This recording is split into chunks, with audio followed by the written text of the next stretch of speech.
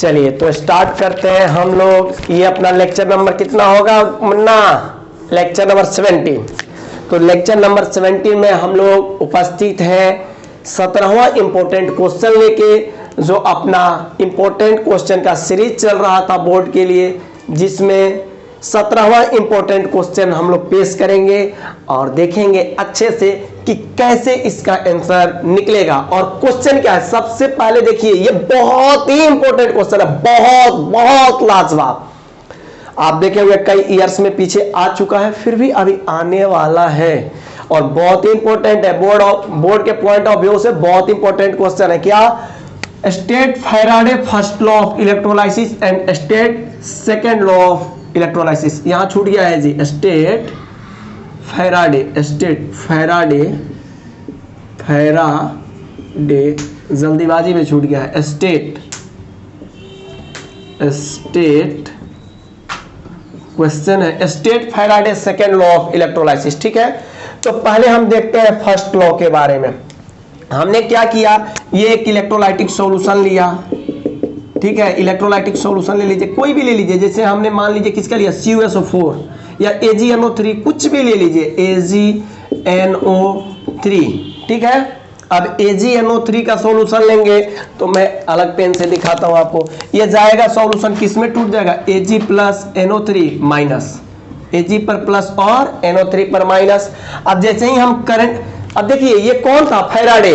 अरे यार, एक लैब में रहने वाले कर्मचारी थे, रोज बच्चे प्रैक्टिकल करके निकलते थे। तब ये एक दिन सोचे कि हम भी कुछ करते हैं। बच्चों ने ऐसे ही इलेक्ट्रोड बना के छोड़ दिया।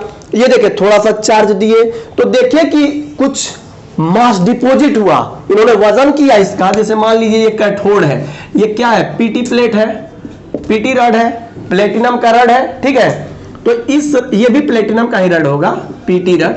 ठीक है, उन्होंने सॉल्यूशन में अब थोड़ा सा बैटरी से कनेक्ट कर दिया, एक इलेक्ट्रोलाइटिक सॉल्यूशन बनाया, ऊपर से बैटरी से कनेक्ट कर दिया, उसका दोनों रड डाला। इसका वजन पहले मान लीजिए उसने रखा था x, बाद में उसने जब देखा इसमें वजन करके थोड़ा सा 1 कूलम चार्ज दिया तो देखा कि कुछ वेट डिपॉजिट हो रहा है। मान लीजिए 10 हुआ तो अब कितना हो गया, x प्लस 10।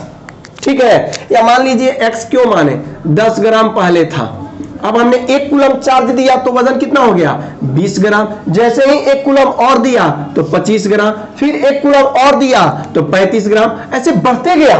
इन्होंने कहा ओ माइला, कुछ तो अजूबा हो रहा है। तो इन्होंने देखा, इसमें एक स्टेटमेंट दे दिया, कहा कि वेट ऑफ सबस्टेंस जो डिपॉजिट हो रहा है कैथोड पे, वो डायरेक्टली प्रोपोर्शनल है चार्ज के। यानी जितना चार्ज देंगे इलेक्ट्रोलाइटिक सॉल्यूशन में, जितना चार्ज पास करेंगे, उतना ही वेट ऑफ सबस्टेंस डिपॉजिट होगा कैथोड पे। ठीक है, अगर मान लीजिए हाइड्रोजन है तो गैस बन के निकल जाएगा, क्लोरीन है तो गैस बन के निकल सकता है, और कोई सबस्टेंस है तो उसका सबस्टेंस का वेट डिपॉजिट होगा। ठीक है, तो वही लिख दिया है, the mass of substance deposit, the mass of substance deposit यानी इकट्ठा होता है, या the mass of gas liberated, या अगर हाइड्रोजन है तो गैस बन के निकल जाएगा, तो लिबरेटेड मतलब निकलना, मास ऑफ सबस्टेंस यानी gas liberated at a particular electrode, particular electrode, cathode या एनोड। जनरली कैथोड पे ये सब होता है, क्यों, क्योंकि एनोड पे क्या होता है, ऑक्सीडेशन, तो माइनस चार्ज वाला ये जाएगा यहां ऑक्सीडाइज होने, और सिल्वर क्या है, पॉजिटिव चार्ज वाला है, तो ये क्या होगा, रेड्यूस होने जाएगा। जैसे हम इधर करंट पास करेंगे तो इधर से इलेक्ट्रॉन जाएगा, ये आएगा तो यहां ऑक्सीडाइज होगा, अपना इलेक्ट्रॉन देगा, ये इलेक्ट्रॉन इधर से इधर जाता है, वही इलेक्ट्रॉन इधर आएगा तो ये Ag पर क्या है, प्लस, देखेगा इलेक्ट्रॉन को, फटाक से जाके उधर पकड़ लेगा। यानी क्या करेगा, Ag प्लस है, इलेक्ट्रॉन को देख के जाके Ag सॉलिड हो जाएगा और यहां डिपॉजिट होने लगेगा, जमा होने लगेगा। ठीक है, तो समझ रहे हैं ना, जैसे चार्ज पास करते जाएंगे यहां वेट ऑफ सबस्टेंस डिपॉजिट होने लगेगा। तो वही कह रहा है कि जो सबस्टेंस का वेट डिपॉजिट होता है किसी भी पार्टिकुलर इलेक्ट्रोड पे, वो डायरेक्टली प्रोपोर्शनल होता है किसके, amount of charge, amount of charge, किसके, amount of charge pass through the solution, यानी सॉल्यूशन में जो हम चार्ज पास करते हैं उसके डायरेक्टली प्रोपोर्शनल होता है। यानी m directly proportional to q, m बराबर प्रोपोर्शनलिटी हटाएंगे तो z आ जाता है zq। z क्या है? इलेक्ट्रोकेमिकल इक्विवेलेंस, इसे कहते हैं इलेक्ट्रोकेमिकल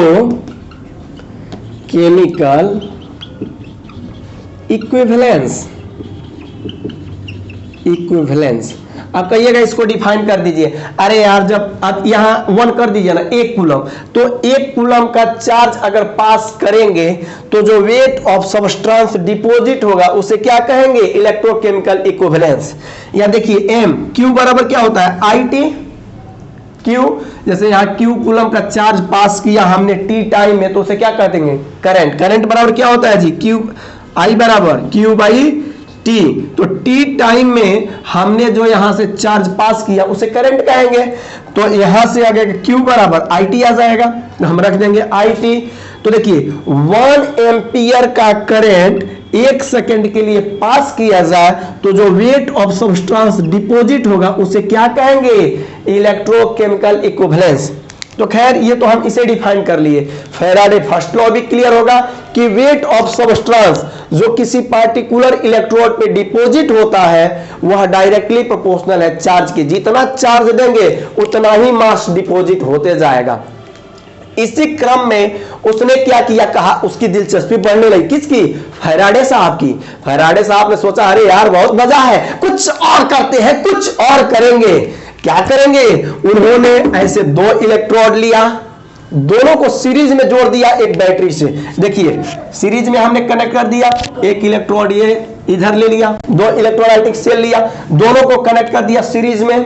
ठीक है, अब जब दोनों को सीरीज में कनेक्ट कर दिया और चार्ज पास कराया, उसे एक अद्भुत चमत्कार जैसा दिखा। इस बार जो वेट डिपॉजिट हुआ ना वो उसके इक्विवेलेंट वेट के बराबर हुआ। कितना? इक्विवेलेंट वेट के बराबर।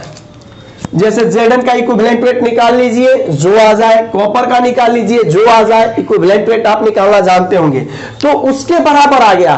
तो उसने कहा कि वेट तो डिपॉजिट होता है चार्ज पास करने पे, लेकिन कितना? इक्विवेलेंट वेट के बराबर। वही कहा कि अगर सेम चार्ज पास थ्रू डिफरेंट इलेक्ट्रोलाइटिक सेल, इससे अगर दोनों में सेम चार्ज पास किया जाए, जैसे इसमें भी Q इसमें भी Q, तो सेम चार्ज पास किया जाए डिफरेंट इलेक्ट्रोलाइटिक सेल से, जो कि कैसे कनेक्ट है? सीरीज में, then ratio of weight of different substance deposit on electrode is directly proportional to their equivalent weight. तो जो डिफरेंट इलेक्ट्रोड पे वेट डिपॉजिट होगा, दोनों ही अलग अलग इलेक्ट्रोलाइटिक सेल में जो इलेक्ट्रोड पे वेट डिपॉजिट होगा वो डायरेक्टली प्रोपोर्शनल होगा किसके? इक्विवेलेंट वेट के। तो देखिए यानी W directly proportional to E, W बराबर FE। F क्या है? चार्ज का यूनिट है यार, फैराडे ने दिया इसलिए उसने अपना यूनिट दे दिया। प्रोपोर्शनलिटी हटाइए, 1 फैराडे लगाइए। तो यहां क्या लिखा है इस पे ध्यान दिए, ratio of weight of different substance deposit on electrode is directly proportional to equivalent weight. यानी weight directly proportional to equivalent weight होता है। यानी वेट ऑफ जिंक बटा वेट ऑफ कॉपर बराबर इक्विवेलेंट वेट ऑफ जिंक बराबर equivalent weight of copper. Weight का ratio equivalent weight के ratio के बराबर हो जाता है। कब? जब सेम चार्ज पास कराया जाए डिफरेंट इलेक्ट्रोलाइटिक सेल से, जब दोनों सीरीज में कनेक्ट हो।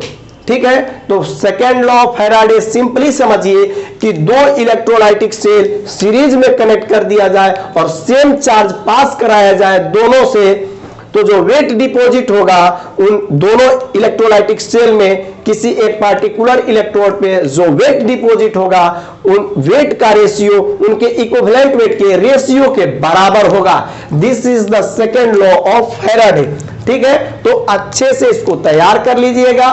डिटेल स्टडी के लिए चैप्टर पढ़ना पड़ता है, और चैप्टर यानी हम लोग जब जुड़ेंगे, जब आप 11, 12 जेईई नीट की तैयारी कर रहे होंगे तो जुड़िए वहां। जब हमारी ऑनलाइन ऑफलाइन क्लासेस से जुड़िए, वहां से आपको बेहतर डिटेल स्टडी करने को मिलेगा।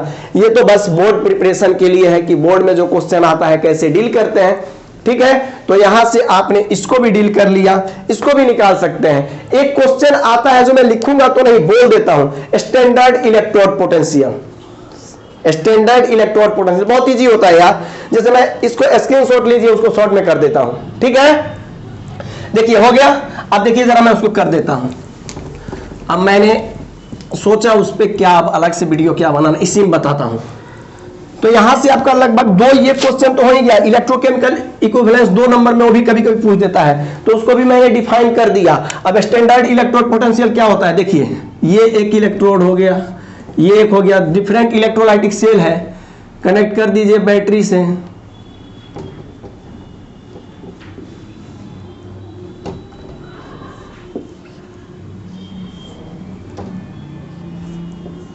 ठीक है, तो अब एक सॉल्ट ब्रिज भी होता है, यहां सॉल्ट ब्रिज है।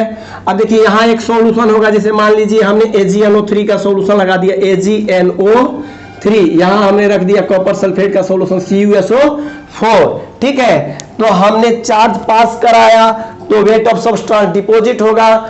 यहां जो इसका कुछ अपना इलेक्ट्रोड पोटेंशियल होगा, इसका कुछ अपना इलेक्ट्रोड पोटेंशियल होगा, तो दोनों इलेक्ट्रोड के पोटेंशियल का डिफरेंस आएगा, उसे इलेक्ट्रोड पोटेंशियल कहेंगे, ठीक है। Difference of electrode potential of difference electrolytic cell is called क्या, इलेक्ट्रोड पोटेंशियल। यहां डिफरेंस पता चल जाएगा। अब आइए स्टैंडर्ड इलेक्ट्रोड पोटेंशियल क्या है, स्टैंडर्ड कंडीशन है जो पता कर लिया जाए यार। स्टैंडर्ड कंडीशन क्या होता है, प्रेशर बराबर 1 atm होना चाहिए, टेम्परेचर 25 डिग्री सेल्सियस होना चाहिए, और कॉन्सेंट्रेशन 1 मोलर होना चाहिए। अगर ये बातें हैं तो स्टैंडर्ड कंडीशन होगा, और इस स्टैंडर्ड कंडीशन में जो इलेक्ट्रोड पोटेंशियल आएगा उसे स्टैंडर्ड इलेक्ट्रोड पोटेंशियल कहेंगे। तो इसे भी आप लिख लेंगे, ठीक है। तो मिलते हैं हम लोग अगले लेक्चर में, इसको अच्छे से तैयार कर लीजिएगा। वीडियो पसंद आए तो लाइक कीजिएगा, शेयर कीजिएगा और सब्सक्राइब बिल्कुल कर लीजिएगा, ताकि आपको नोटिफिकेशन मिले, जो भी वीडियो आए उसका आपको नोटिफिकेशन मिले और आप बेहतर तैयारी कर सके, ठीक है। Thank you.